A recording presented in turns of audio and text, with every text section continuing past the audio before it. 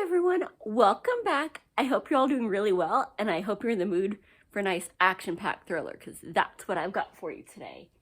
It is, that's not the book that I meant, so that is a really good one. If I can grab it, it's The Crucible by James Rollins. That's the one I wanted for you, but, yeah, I don't know if you can tell, but I kind of like James Rollins. I might have just about everything that he's written so far. And I recently told y'all about Kingdom of Bones, which is his latest book, but he mentioned something that didn't really gel with what I remembered from The Crucible. So I had to go back and reread it, because a mistake like that doesn't really jibe for a guy that is well known for having binders and drawers full of research for every novel to mess up that badly. So I'm like, there's a disconnect somewhere. So I went and did my own research and reread, The Crucible. And yeah, he didn't mess up. I just forgot the twist at the end. So sneaky, but definitely worth the read. It was totally a hard sell to have to research that. Is what this one is The Crucible is basically, oh crap, AI is definitely coming and it's going to be our new, ruler, because we can't hope to compete. So we better hope that it's friendly and not, Ultron type AI. Because we all saw Avengers, we know how that went, and if it wasn't for the superheroes, it would not have gone well for humanity. And this book is basically, here's a little warning about that and how we might be able to, try to avoid, Ultron. Because this starts off, as always, we've got, some history, which in this case is the Spanish Inquisition and folks just, getting burned for being witches. And, this one guy that's part of the Inquisition, so he's supposed to be evil, but he actually is good enough to feel bad about it and try to save one of the priests that has been condemned. And, of course, he fails.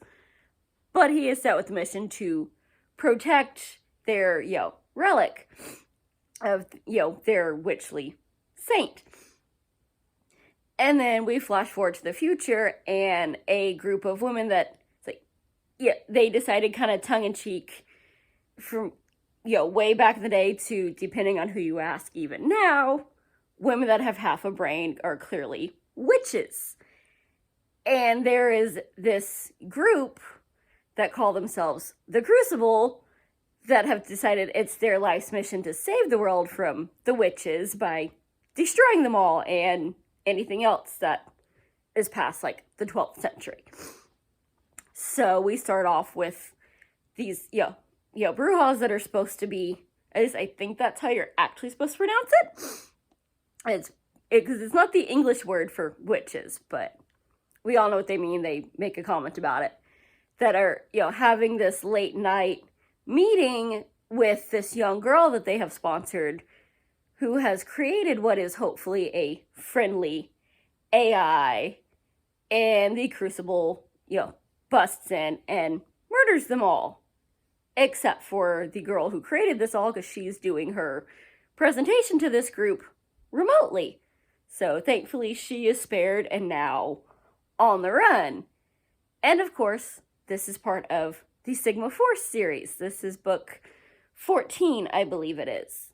So, of course, Sigma Force gets involved and are, they want the AI, but they also want to, bring these creeps down and save this mysterious little girl. Well, I say that, but she's, 20 years old. So, younger than me, but, especially compared to the guys that are coming to the rescue, which is Gray, Monk, and my favorite, Kowalski. But while we have this going on, they're kind of split focus because we know somehow this is tied together, and of course Painter suspects it, but, there's the attack in Spain by the Crucible, but also an attack at Gray's home on, Christmas that leaves Kat in, a coma and not looking like she's gonna make it. Saishen has gone missing, and so has, their little girls, Harriet and Penny. And somehow this is tied together. So Monk is, of course, understandably upset that his wife might be dying and his two little girls have gone missing. And Gray wants to find his very, about to pop any day now wife. So, yeah, we've got that going on. And there's some interesting, medical stuff that they try on Kat to figure out, one, to try to bring her back, but also to go, what does she know about her attackers? Because she probably knows, somewhere deep in her subconscious who the heck is behind this, so we can save the little girls if nothing else. And so we've got all of that fun all around the world going on. We've got the whole medical thing, we've got the tech, we've got the AI, and just straight up action-packed fights and explosions, because you can't have Kowalski and not have some explosions and, some good gun battles. And, of course, one of the main places this ends up is in Paris. Sorry that they didn't fare too well. But it's all good. The worst of it, it is what it is. But we know the real Paris is still standing. So we've got this, we start off in Virginia, we end up in Paris, we go all over the place, and it's Sigma Force. It is a wild ride. You accidentally learn a lot of stuff that you had no idea you were interested in because you didn't know it existed. Or at least half the time that's the case for me. Is oh, that's freaking cool. I didn't know that was even a thing. Now I'm down the rabbit hole, which he's nice enough at the end of the book go, oh yeah, here's my sources for all this stuff, so you know where to start looking up things if you've, can find them or you got the money for them, because I can't always afford some of those resource materials, but they sound really cool. Maybe one day I'll find somewhere with a really awesome library, or I'll be able to have my own.